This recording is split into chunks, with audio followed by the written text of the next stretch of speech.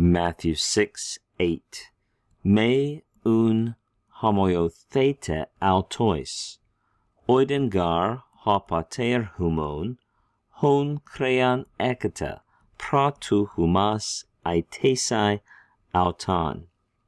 Jesus has just commented that the pagans babble on endlessly and think they will be heard because of their many words.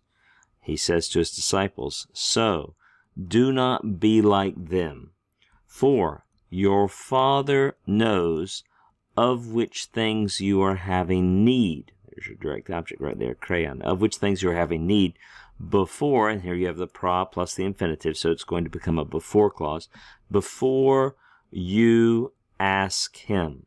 Remember, with infinitives, the subject of the infinitive is in the accusative case, so that's why the humas is being translated as the subject of the verb ask.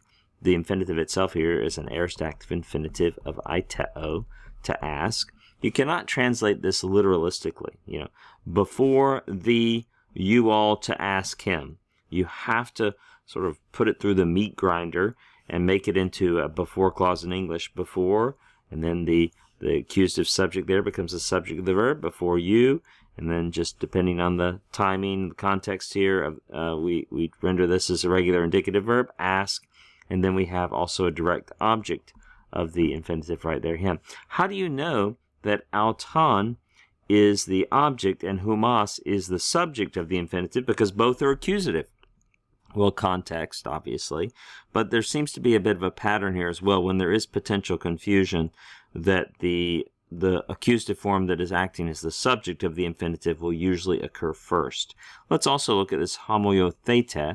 As soon as you see that theta, yes, bam, that's going to be passive, right? You're expecting it to be passive. It's like a big easy chair, big recliner, somebody's kicking back, feeling passive. This is from the verb homoiao, to be like. In the passive, it means, passive form of homoiao means to be like. And it has a dative complement. That's why autois is in the dative. Notice it's negated, may. It's actually an aorist subjunctive form. So remember, when you want to say don't do something in the aorist, you use a prohibitory subjunctive. So do not be like them. The form here parsed is an aorist passive subjunctive, second person plural. Jesus says to his disciples, do not be like those babbling pagans.